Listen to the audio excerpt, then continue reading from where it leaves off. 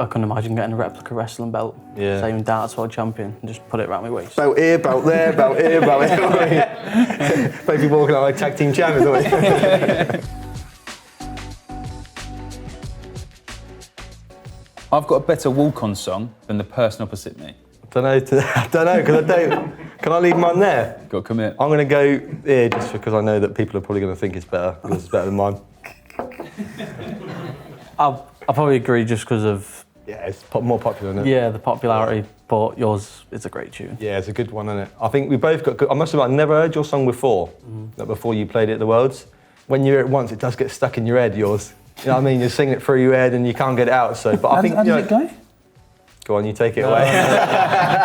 But it does get stuck in your head. I think it's a good one. I think we both got good ones now, like obviously since I changed my one. Who chose Cape by the Ocean? Sky Sports. Ooh. Yeah, so they did me a right solid there, didn't they? Mugged me right off. But yeah, I think I chose a better one now, and it's definitely better than it was before. Did you choose yours, Luke?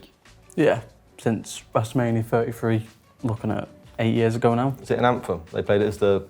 Yeah, so every WrestleMania has their own tune, and Flo Rida sang it with Lunch Money Lewis, and yeah, I was there right up in the stands. And I got a question for you. Is 10-year-old. Pitbull coming down to... Is he, because I see on social media, is he coming or...? He's in Dublin. Oh, is he? No, you've got to do a collab, surely. Get him to perform it live. Yeah, we're sorting it, The PDC should introduce a WWE Royal Rumble style darts tournament. Have it. Phil Taylor might be entry 30. He might be return. I think it'd be good.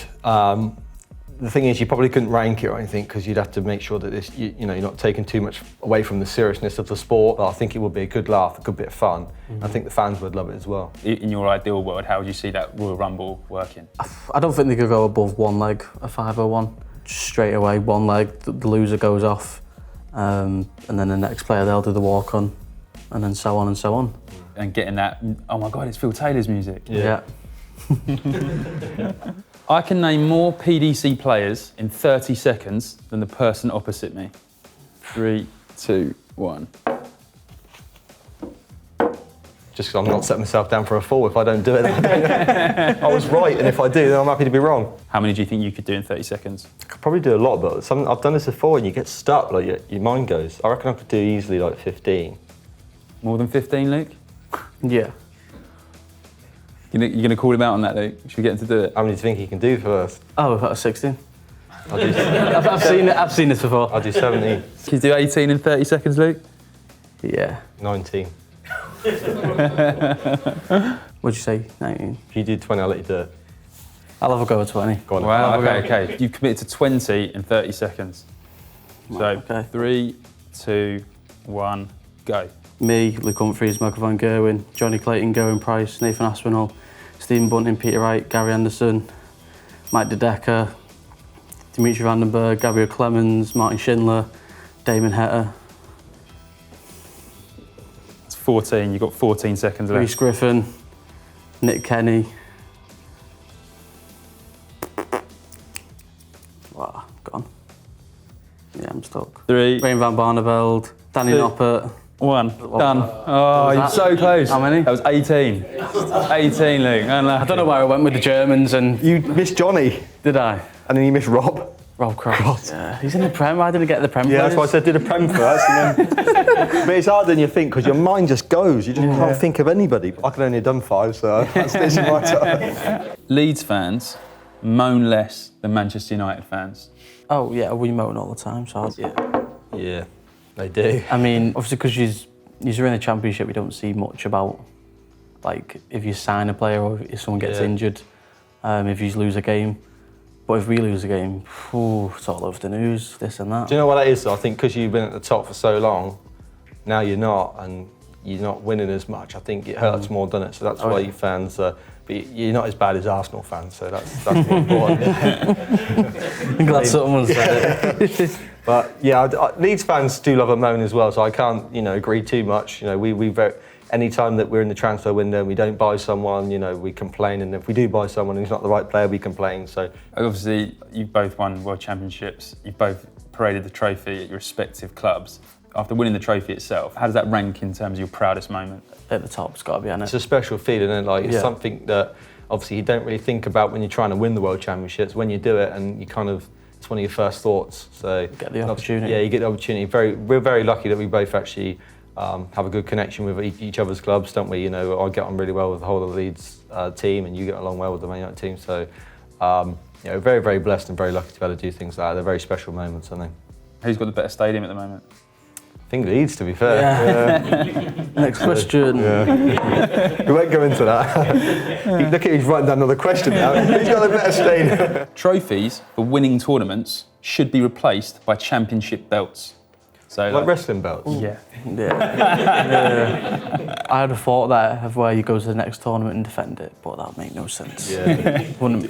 I mean, yeah, it would be. It's kind of fun, but for me, I'd strongly disagree. I think it's all about trophies, and they feel more prestigious. I couldn't imagine getting a replica wrestling belt. Yeah. Same darts world champion, and just put it around my waist. Yeah, it'd be funny. I mean, we both have belt here, belt there, belt here, belt here. Both be walking out like tag team champions, aren't we?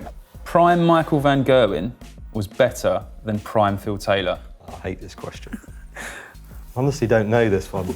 It's hard, isn't it? It's so hard because I've had so many different opinions on it. Like sometimes I'll say Van Gerwen, and I'll say Phil, but I'm just going to go this way, like Luke's done. Just a little bit. Yeah, just a little bit. Just from stats, from tournament records, tournament averages, and stuff like that. Like some of the records he's got. I know he wasn't in the era that we were in, or Michael was in, but you know, I think the things he achieved on different boards as well, harder boards to play on.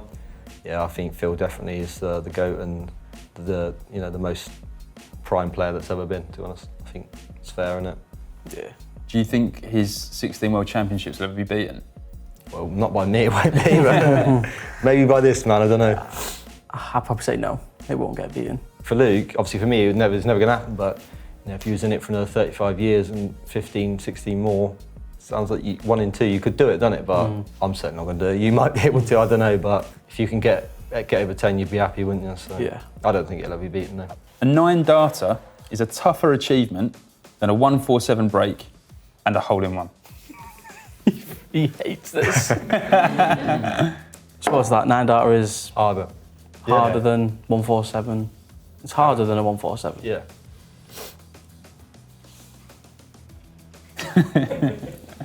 Is it? I'm not going to influence you. Go with your gut. With my gut, I disagree. If you're an amateur, a 147 probably is harder than a 9-darter. But if you're a professional and you know all the angles and you know what you're doing, I think a 9-darter is harder because I've seen so many amateurs hit 147s. Very rarely you see amateurs hit 9-darters. So, you know, I just think it's slightly harder, to be honest. I don't think a hole-in-one comes into it. But like Luke said there, amateur, semi-pro or professional, they're all tough, but once you get to know the angles, you're just going to do it straight away, aren't you? We don't hit him, unless you're him, then he hits him all the time. But yeah, if you take him out of the equation, then they become a lot more tougher to hit. Yeah, and also that you're on stage in front of a live, loud audience a lot of the time. That comes into it as well, surely. Yeah, well, I think how loud that makes you want to hit it even more, doesn't it? Maybe you try too hard, don't you, to hit it because you want to please the crowd. But when you're like on a 147, I think you're kind of a bit more. You've got time to relax and think about it. You know, you could take 15 seconds each ball, you know, but on darts, you can't keep them waiting. Yeah. But it's a tough one, though. It really is. It's hard because they're both really tough things to do. But hole-in-ones as well. You've got like Roy McIlroy. I think he's only ever had 2 in his life, on a professional tournament in his life. So it shows you how hard they are as well. England will win the next Darts World Cup. 3, 2, 1. Didn't need a second to think about that. Easy, right? Yeah, I think, you know, obviously anything can happen in darts, you know, it's tough, isn't it? But, you know, the way me and Luke play our rhythm and that, if we both play to our potential, no offence to any other opponents we play against, but I do think that, you know, we'll be too good for them. But I think if we play to our potential, I strongly agree we will win the World Cup, yeah, for sure. Are you looking forward to teaming up with Luke for that? Yeah, obviously he'll want to win it back to back, and obviously I want to get my hands on it. But obviously the pressure's going to be there, and we never know. We don't know what's going to happen. It's just if we turn up on the day and we win, but if we lose, we lose. How do you reckon you two will get on as teammates? I think we'll be well, the power scoring's there. Yeah, finishing's there. Well, for you it is. Well, for you it is as well. All I got to do is double 10. Oh, hit a cut at 140, he's leaving double 10. It's game over for everyone, isn't it? God, I'm looking forward to it now. Type that up. Wayne Mardle is the GOAT sports commentator. In sport or in darts? Let's go for sport. Sport? I don't. It's only my second year. Just agree. I'm going to agree just for the fact of I think he's a legend. Very underrated. You know, a lot of people maybe don't respect how good he is and what he does for commentary. But yeah, for our sport, I think he's probably been one of the best that we've ever had. In my opinion, I think he's great, and he's a great laugh, Wayne. He's so easy to get along with, and yeah, I just think with his fun and happy-go-lucky nature, I just think he's the best that Sky Sports have got. Were you watching when he did the I can't speak? Oh yeah, I was watching as a neutral back then. Yeah, yeah. I've only agreed because it's just Wayne. Like Luke said, you can just get along with him so well, and I'm hoping he stays commentary for the next 10, 15, 20 years. Yeah, I think since what's gone on, I think a lot of people have missed Wayne, to be honest, since he's not been here. So I think it's made people appreciate how good he is for the sport. Yeah, and a massive Spurs fan, of course. Well, yeah, he can't all be perfect, though, can he? Great to see you, mate. Good luck for the rest of the tournament. Hopefully you don't play too well, though. I wasn't a physical specimen like him. But the difference is, unless he takes me out early, I kill him.